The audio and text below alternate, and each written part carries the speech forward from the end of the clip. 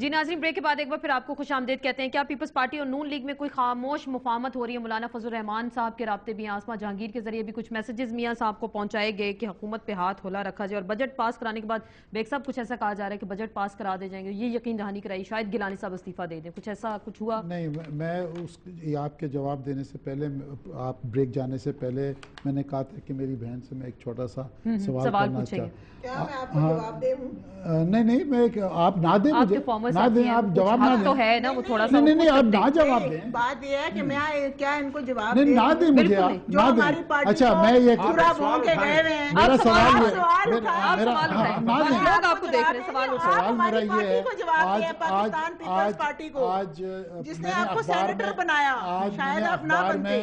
آج میں نے اخبار میں ایک خبر پڑھی کہ پاکستان ایمبیسڈر جو ہیں چائنا میں, انہوں نے جنرل پرویز مشرف کے آنر میں ایک لنچ دیا ادھر. میں یہ پوچھنا چاہتا ہوں, میں پوچھنا یہ چاہتا ہوں کہ یہاں پہ رحمان ملک صاحب نے پوری قوم کو یہ بتایا ہوا ہے کہ اس کے خلاف, جنرل مشرف کے خلاف ریڈ وارنٹ ایشو ہیں. He is the most wanted criminal according to the government of Pakistan and the ministry of interior. اور آج جو پاکستان ایمبیسی ہے وہاں پہ بیجنگ میں, that is part of the government of Pakistan, اس نے کیسے نہیں دیا؟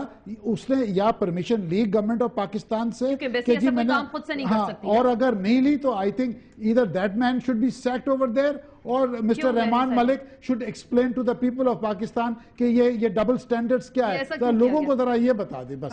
یہ بڑا اچھا انہوں نے سوال کیا, یہ میں اس کو بالکل کنڈیم کرتی ہیں. دیکھیے, کنڈیم تو جو بھی لفظ ہے شاید عام بندہ نہ سمجھ سکے, مگر جو بھی ہمارا سفیر وہاں پہ بیٹھا ہوا ہے, میں پرسنلی سمجھتی ہوں کہ اس نے غلط کیا, اس کو نہیں کرنا چاہیے تھا. سفیر کو بلائیں گے, اور دیکھیے بلائیں گے, کیا کریں گے, بلایا تو اس کو بھی تھا سفیر کو, امریکہ والے کو بلا کے اسے استعفیٰ لے لیا. میں تو اس کے استعفے کے بھی خلاف ہوں.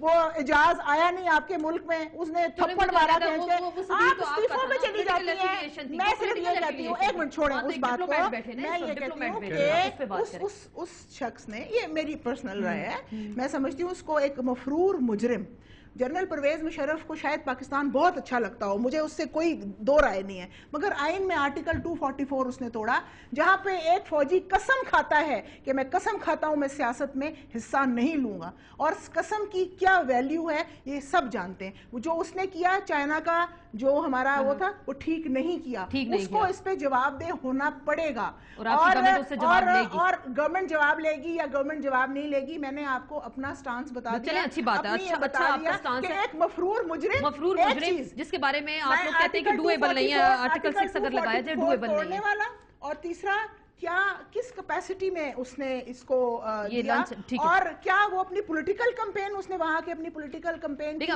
یہ حکومت پاکستان کی کیا غفلت نہیں ہے, اتنی وہ سوئی ہوئی ہے کہ پتہ نہیں کہ ہمارے نہیں بات سونے کی نہیں ہے, باہر کیا کر رہے ہیں, میں اعتبار کرتے ہیں. اب میں نے سینیٹر صاحب سے, بی بی نے اعتبار کیا, آج چھوڑ کے چلے گئے ہماری پارٹی.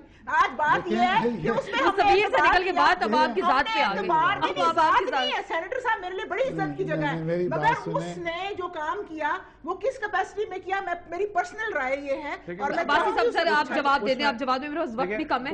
اس میں جو وہاں پہ ایمبیسڈر ہیں, یہ بات انہوں نے ٹھیک کہی کہ نہیں دینا چاہیے تھا, میرا بھی خیال ہے نہیں دینا چاہیے تھا, لیکن ان کو مفرور کس نے کروایا اس ملک سے, کس نے ان کو ریڈ کارپٹ دے کے بھجوایا ملک سے باہر؟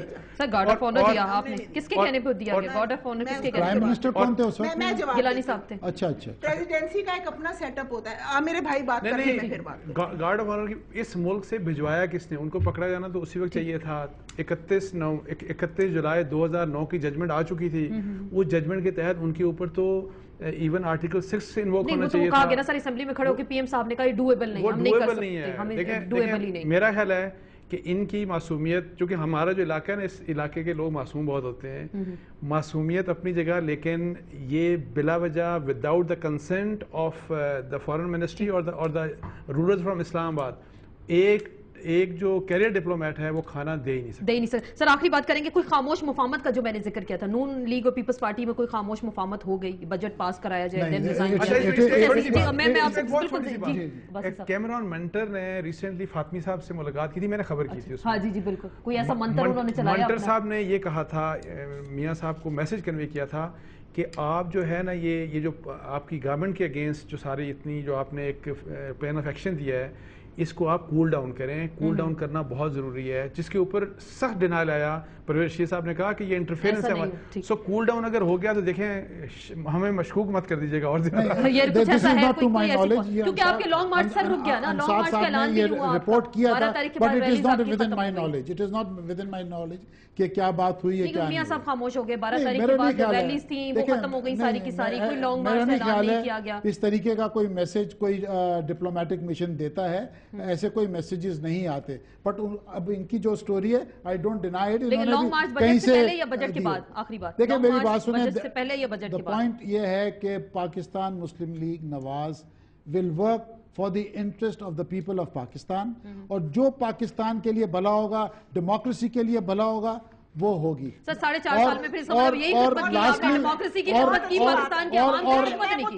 ڈیموکریسی کی انہوں نے خدمت کی, پاکستان کے عوام کی خدمت نہیں کی. میری بہن کو میں یہ کہہ دوں خدا کے واسطے, Peoples Party for me is history after the death assassination of محترمہ Benazir Bhutto. I am not part and parcel of P P P Z, I am not. Senator صاحب کے لیے نام لگانا چھوڑ دیں, ان کے پاکستان پیپلز پارٹی کے سینیٹر دیں. نہیں سینیٹر تو نہیں لگایا, خالی انور بیگ صاحب کو بتا رہا ہوں ہم نے کرایا. میری بات سنیں, میری بات سنیں کہ Peoples Party history for me. چلے ان کے لیے ہسٹری ہوگی, نئی منزل نئی راہیں, نئی منزل نئی راہیں. بہت بہت شکریہ انور بیگ. یہ جو کرپٹ سسٹم ہے, I am not part of this, I am not part of this corrupt system. سب prime minister corrupt right up to the core. بالکل لگتا ہے سب ایسے ہی چلتا رہے گا, اور پاکستان کے عوام جو ہیں لوڈ شیڈنگ جیسے مسائل ہیں انہی سے دو چار رہیں گے, اور اوپر ہمارے حکمران یا سیاسی جماعتیں آپس میں اسی طریقے سے شاید لڑتے رہیں, اور پاکستان کے عوام کے اصل ایشوز کو شاید کون ڈسکس کرے گا, ان کو ایڈریس کرے گا, یہ پاکستان کے عوام منتظر ہے. اس کے ساتھ ہی ٹارگٹ پوائنٹ سے آسما چودھری کو اجازت دیجیے, کل پھر ملاقات ہوگی. اللہ حافظ.